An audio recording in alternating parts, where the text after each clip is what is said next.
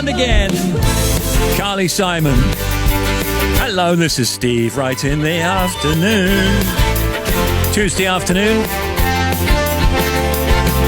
Next hour, our guest will be Rory Bremner, talking spies. We got the socials, Andy Warhol. We got the showbiz, Bono, Diana Ross, Julia Roberts, the factoids, and much, much more on the big show.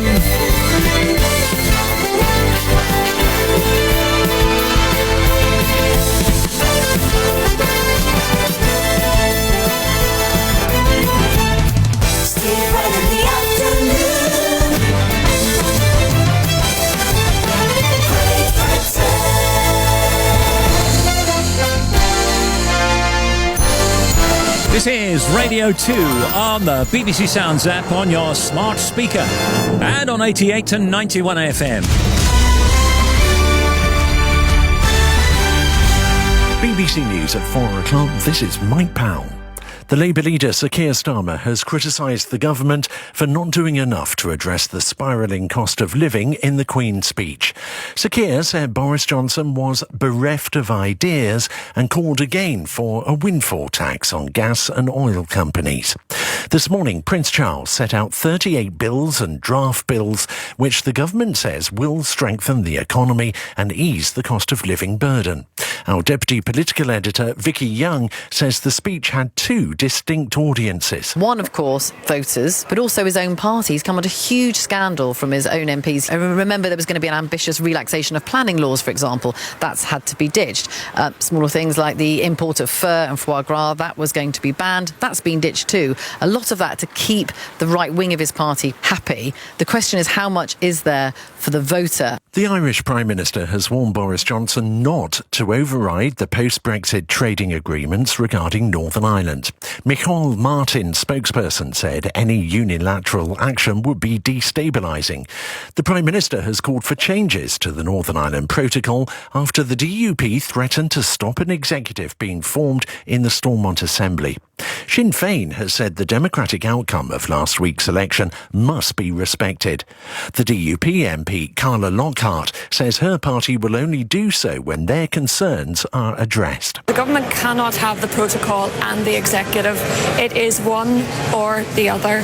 And we want the border to go in the Irish Sea. The United Nations has warned that the number of civilians killed in Ukraine is thousands higher than the official estimate.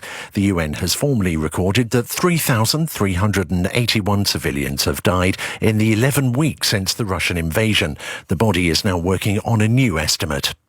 Rebecca Vardy's lawyer has told the High Court that it's possible her agent was the source of the leaked stories about Colleen Rooney.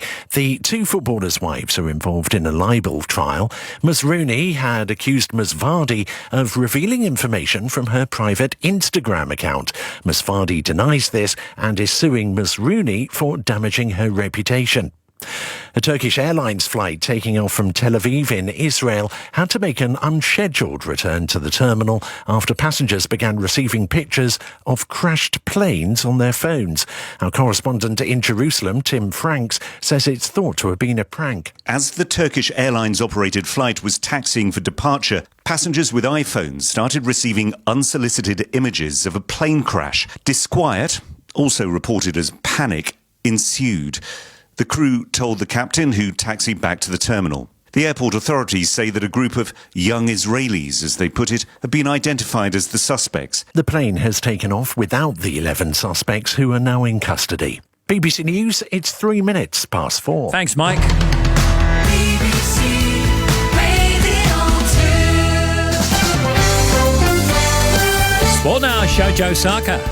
Good afternoon. Well, this breaking in the last half an hour. Manchester City have reached an agreement to sign the Norway striker Erling Haaland from Borussia Dortmund. The 21-year-old is one of the most coveted footballers in the world.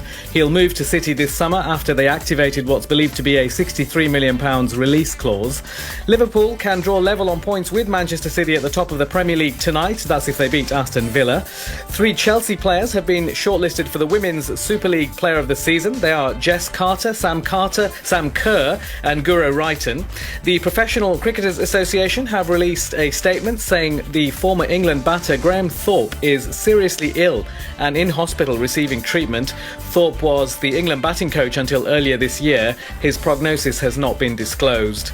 And the British number one Cameron Norrie is safely through to the second round of the Italian Open tennis. He beat the Italian teenager Luca Nardi in straight sets. Thank you very much.